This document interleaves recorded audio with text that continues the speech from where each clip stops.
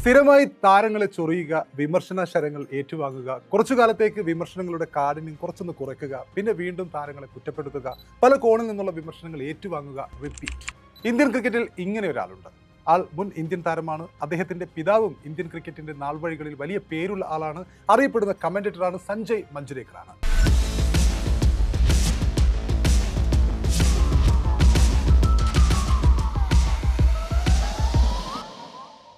പല കാലങ്ങളിലായി പലരെയും വിമർശിച്ച് വെട്ടിലാവാറുള്ള സഞ്ജയ് മഞ്ജുരേക്കറുടെ ഏറ്റവും പുതിയ വിവാദം വിരാട് കോഹ്ലിയെ വിമർശിച്ചതുമായി ബന്ധപ്പെട്ടിട്ടാണ്. ഇക്കുറി സഞ്ജയ് മഞ്ജുരേക്കറുടെ ഏറ്റവും പുതിയ വിമർശനങ്ങളെക്കുറിച്ചും പരാമർശങ്ങളുമായി അദ്ദേഹം പിടിച്ച പുലിവാലുകളുടെ ഹിസ്റ്ററികളിലേക്കും ഒരു നൂണ്ടുകയറ്റമാവാം. ജോ റൂട്ടിനെ പോലെയുള്ള താരങ്ങൾ ടെസ്റ്റിൽ സെഞ്ചുറികൾ വാരിക്കൂട്ടുമ്പോൾ വിരാട് കോഹ്ലി കടുപ്പമേറിയ ഫോർമാറ്റിൽ നിന്നും വിരമിച്ച് എളുപ്പമുള്ള ഫോർമാറ്റായ ഏകദിനത്തിൽ മാത്രം തുടരാൻ തീരുമാനിക്കുകയായിരുന്നു എന്നാണ് സഞ്ജയ് മഞ്ജുരേക്കർ പറഞ്ഞത്. അതാണ് വിവാദമായത്.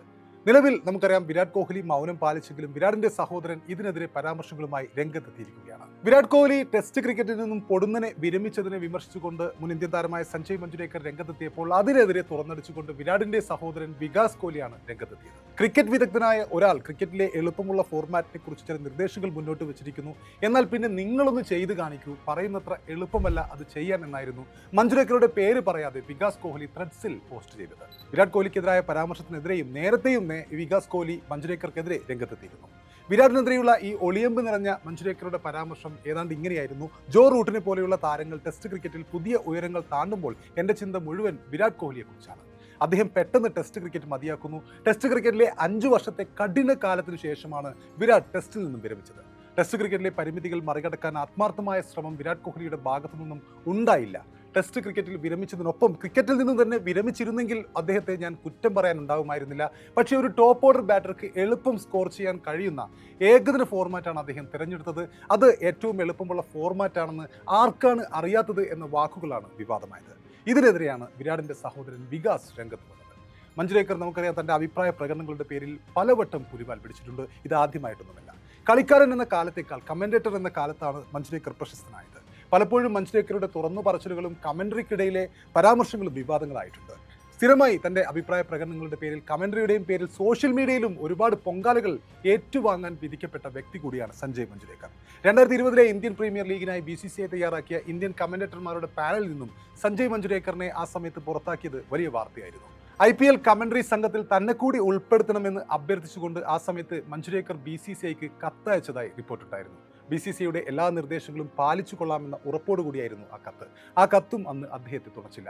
2019 ഏകദിന ലോകകപ്പിനിടെ രവീന്ദ്ര ജഡേജയ്ക്കെതിരെ നടത്തിയ പരാമർശങ്ങളും സഹ കമന്റേറ്ററായ ഹർഷ ബോഗ്ലെയുമായുള്ള ഉരസലുകളെയും തുടർന്നായിരുന്നു വിവാദ നായകനായി മാറിയ മഞ്ജുരേക്കറെ ആ വർഷം IPL ഔദ്യോഗിക കമന്റേറ്റേഴ്സ് പാനലിൽ നിന്നും BCCI തൽക്കാലത്തേക്ക് ഒഴിവാക്കിയത്. അന്ന് മഞ്ജുരേക്കർ ഇതിനെക്കുറിച്ച് പറഞ്ഞത് ഇങ്ങനെയായിരുന്നു: വലിയൊരു അംഗീകാരമായിട്ടായിരുന്നു കമന്റേറ്റർ എന്ന സ്ഥാനത്തെ താൻ പരിഗണിച്ചത്. അതൊരു അവകാശമായി ഒരിക്കലും കണ്ടിട്ടില്ല. താൻ ഈ റോളിൽ വേണോ വേണ്ടയോ എന്ന് തീരുമാനിക്കുന്നത് BCCIയുടെ ചുമതലയാണ്. അവരുടെ തീരുമാനത്തെ എല്ലായ്പ്പോഴും ബഹുമാനിക്കുകയും അംഗീകരിക്കുകയും ചെയ്യുന്നു. ചിലപ്പോൾ BCCI തൻ്റെ പ്രകടനത്തിൽ സംതൃപ്തരല്ലായിരിക്കാം.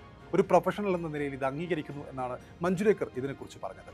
2019 ഏകദിന ലോകകപ്പ് സമയത്ത് ജഡേജയും മഞ്ജുരേക്കറും തമ്മിൽ ട്വിറ്ററിൽ വലിയ തർക്കം നടന്നിരുന്നു. ജഡേജ ഒരു സ്പെഷ്യലിസ്റ്റ് ബാറ്റ്സ്മാനോ ബോളറോ അല്ലെന്നും ഇത്തരം താരങ്ങളല്ല ടീമിൽ വേണ്ടതെന്ന് എന്ന ആ ഒരു സമയത്തെ മഞ്ജുരേക്കറുടെ ട്വീറ്റാണ് വിവാദത്തിലായത്. എന്നാൽ മഞ്ജുരേക്കർ കളിച്ചതിനേക്കാൾ ഇരട്ടി മത്സരങ്ങൾ താൻ കളിച്ചിട്ടുണ്ടെന്ന മറുപടിയുമായി രവീന്ദ്ര ജഡേജയും അന്ന് ട്വിറ്ററിൽ മറുപടിയുമായി എത്തി. ലോകകപ്പിന് ശേഷം വീണ്ടും അവർ ഈ ട്വിറ്ററിൽ സഞ്ജയ് മഞ്ജുരേക്കർ രവീന്ദ്ര ജഡേജ പോര് ആവർത്തിക്കുന്ന കാഴ്ചയും അന്ന് നമ്മൾ കണ്ടു. 2020 തുടക്കത്തിൽ നടന്ന ഇന്ത്യ ന്യൂസിലാൻഡ് പരമ്പരയിൽ ന്യൂസിലാൻഡിനെതിരായ 2ാം T20 ബോളർമാരുടെ മികവിൽ ഇന്ത്യ മിന്നും വിജയം നേടിയതിനു ശേഷം വിജയത്തിന്റെ ക്രെഡിറ്റ് ഇന്ത്യൻ ബോളർമാർക്കാണെന്ന് മത്സരശേഷം ഇന്ത്യൻ നായകനായ വിരാട് കോഹ്ലിയും ന്യൂസിലാൻഡിന്റെ നായകനായ കെയ്ൻ വില്യംസണും പറഞ്ഞിരുന്നു. അന്ന് ജസ്പ്രീത് ബുംറ നയിച്ച ബോളിംഗ് നിര തകർപ്പൻ പ്രകടനമാണ് ആ T20 മത്സരത്തിൽ കാഴ്ചവെച്ചത്. ഇക്കൂട്ടത്തിൽ ജഡേജയുടെ പ്രകടനമായിരുന്നു ഏറ്റവും നിർണായകം. 4 ഓവറിൽ വെറും 18 റൺസ് മാത്രം വഴങ്ങി 2 വിക്കറ്റുകളാണെന്ന് ജഡേജ വീഴ്ത്തിയത്.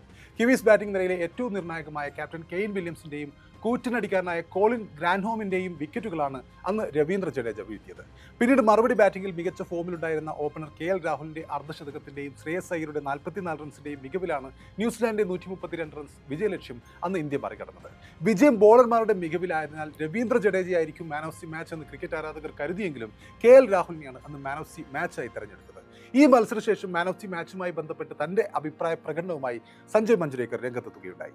മത്സരത്തിലെ മികച്ച താരത്തിനുള്ള പുരസ്കാരം ബോളർക്കാണ് നൽകേണ്ടിയിരുന്നതെന്ന് അദ്ദേഹം ട്വീറ്റ് ചെയ്തു.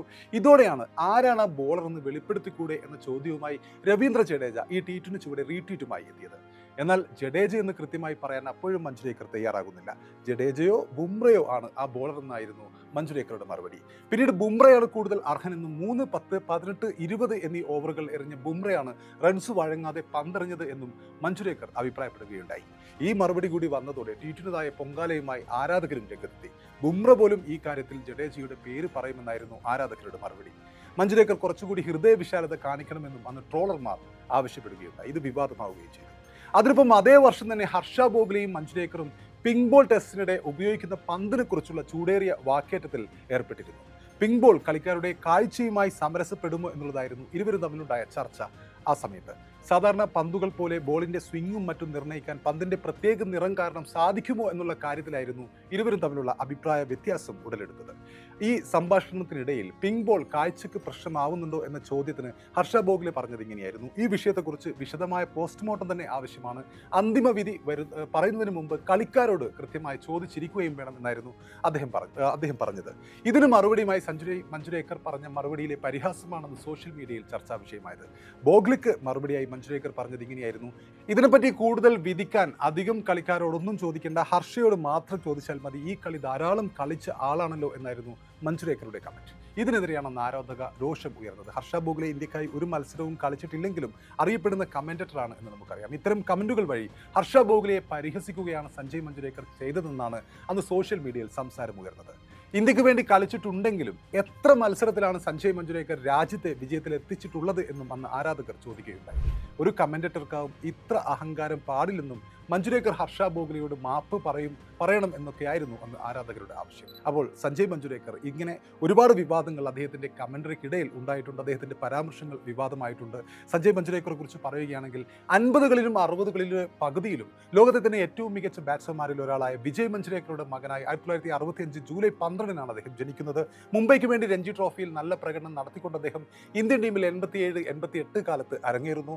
ആ കാലത്ത് ഇന്ത്യയിൽ തന്നെ ഏറ്റവും മികച്ച ടെക്നിക്കുള്ള പ്ലെയർ എന്ന പേര് നേടിയെങ്കിലും കൂടുതൽ റൺസ് കണ്ടെത്താൻ അദ്ദേഹത്തിന് സാധിച്ചിട്ടില്ല. 9 വർഷത്തെ കരിയറിൽ 37 ടെസ്റ്റും 74 ഏകദിനവും കളിച്ച് അദ്ദേഹം കരിയർ അവസാനിപ്പിക്കുകയാണ് ഉണ്ടായത്. 92-96 ലോകകപ്പിൽ ഇന്ത്യൻ കുപ്പായം അണിഞ്ഞിട്ടുണ്ട്. 96-ൽ സൗരവ് ഗാംഗുലിയും രാഹുൽ ദ്രാവിഡ് ഇങ്ങനെയുള്ള യുവതാരങ്ങളുടെ വരവോടെ അദ്ദേഹത്തിന് ടീമിൽ സ്ഥാനം നഷ്ടമാകുന്നു. 2 കൊല്ലം കൂടി രഞ്ജി ട്രോഫി കളിച്ചുകൊണ്ട് അദ്ദേഹം ക്രിക്കറ്റ് ജീവിതം അവസാനിപ്പിക്കുന്നു. അദ്ദേഹം 37 ടെസ്റ്റിൽ 2043 റൺസ് 38 എന്ന ആവറേജിലാണ് എടുത്തിട്ടുള്ളത്. 4 സെഞ്ചുറികൾ അദ്ദേഹം നേടിയിട്ടുണ്ട്.